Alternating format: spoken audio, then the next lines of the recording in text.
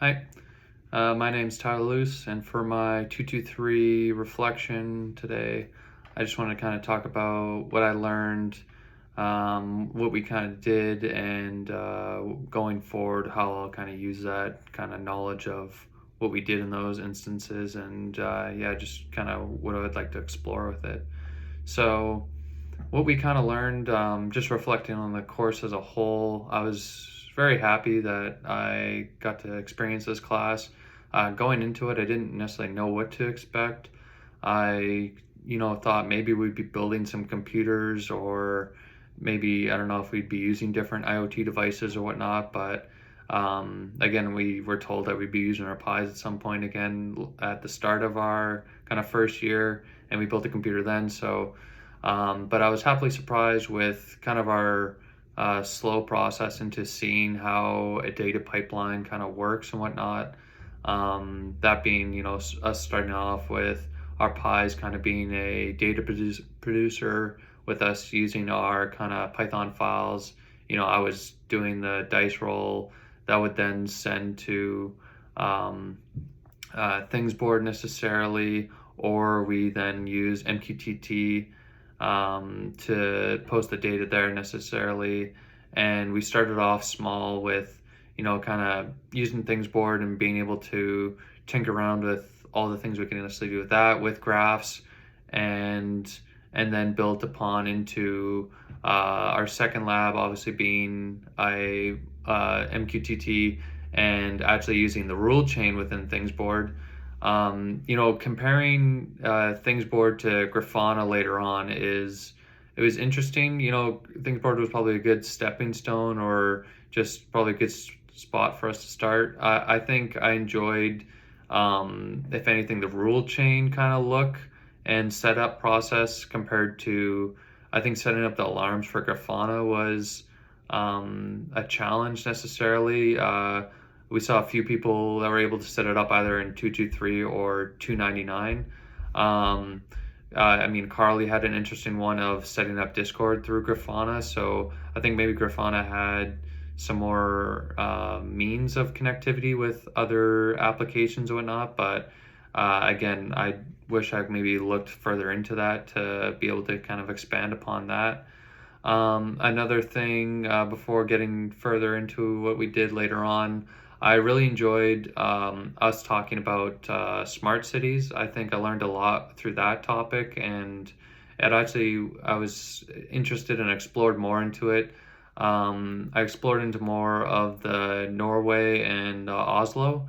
It's interesting to see that, again, with some of these smart cities, they are kind of, to make these goals possible, they necessarily have incentives on either giving a tax reduction in certain processes, or again, like in that instance, they actually give you a break on parking, to a tax break on buying these electric vehicles and whatnot for Oslo.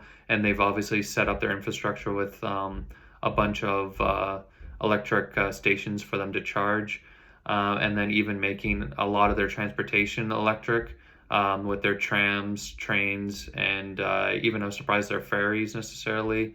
Again, they've made a big kind of step into making everything around the city kind of work towards this low emissions goal. Obviously, I think with some of the heavier machinery, I think the technology is not quite there yet. But they're necessarily taking the steps to work towards that process. So I think, again, with smart cities and whatnot, it also brought up the discussion of kind of obviously us as the user for the things around the city that they're collecting data for, that city then compiling all this information, and then the government's involvement with that, or even this city and their where this data is kind of going to. It definitely brings in some unique questions of, where's the line with some of these processes? What can they necessarily use our data for, and how much can they listen to necessarily, or view? Obviously, with some of these cities, they've set up multiple cameras around to either monitor traffic, accidents necessarily to then notify us as the user of maybe a different path to take, or to help with authorities on, again, in the Songdo, they use traffic cameras to necessarily hone in on the license plate of an accident, get that medical information to the EMTs that are responding, and just being necessarily one step ahead, and then to help out directing other traffic away from that source and trying to keep everything as smooth running as possible. Again, with I guess with these IoT cities, or these smart cities necessarily, and using these IoT devices, it's really on them kind of connecting with each other and being able to share the data. I guess with later on, we got to see another source, open sources that we use, that being InfluxDB and Grafana. It was obviously interesting to use both these sources, Influx being kind of pushing the data to Grafana, that being through us either using our data produced by Pi, or in my case, I know I used an open weather app that would then send to Influx, that then Influx would be sending to Grafana. I to comparing Grafana to Influx, I think personally, Grafana had a lot nicer look overall, and was I think maybe a little bit more customizable in a sense. It was interesting to at least see a few different builds with our 223, and to see what people can necessarily set up. That being, I know Joel had an interesting one by setting up his Grafana to match cryptocurrency, and to see the fluctuation and the kind of what was changed within the last 12 hours, sort of thing. You get to see those timestamps, and to see just the change of data, and to map it all out. I thought that was interesting. And then I think the best use of Grafana, and to see it used properly, was with Amin and his 299 project, to see what other sources are connected to that, and with all the data being sent around and used for alerts. Obviously, with his system, he set it up for alerting for gas and temperature, and him showing through the use of that alcohol, and through the use of a lighter, to then be tied to. He used a different rule chain source, that then would even tie to his Google Home devices, that would set off either a fan or a sprinkler. Again, with this class, we kind of got to see all these different IoT devices and how they would communicate and be able to connect.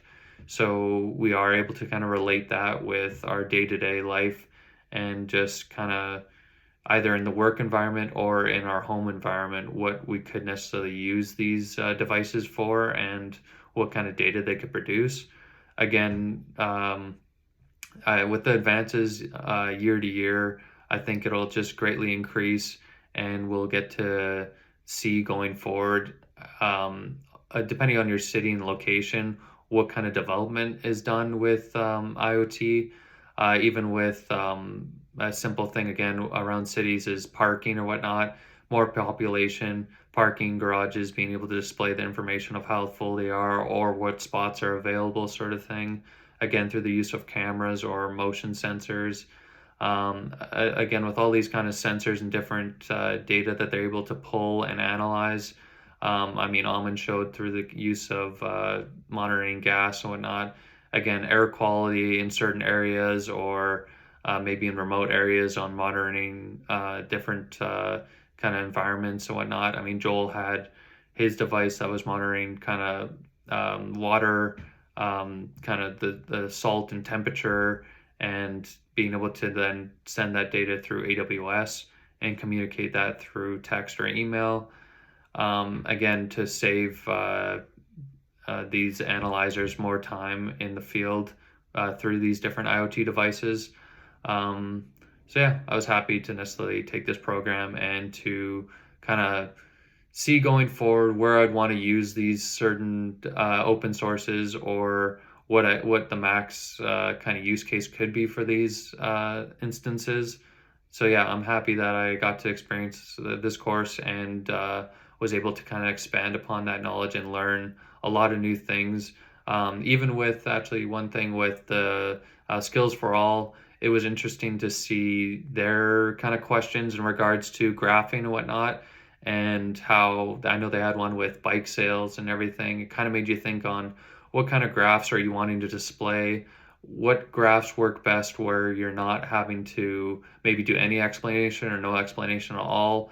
The data that's shown on that graph is easy to read and is straightforward and tells the user exactly what you're trying to get across and show necessarily. That be through, they showed, I think, bike sales throughout the years and whatnot, and how you'd necessarily want to line up their legends, x-axis, y-axis, and all that. So again, I think this course showed us a lot of cool, unique tools going forward for how you'd want to display your data, how data is going through these different applications and devices, and how it all kind of connects at the end of the day for even in these smart cities and whatnot.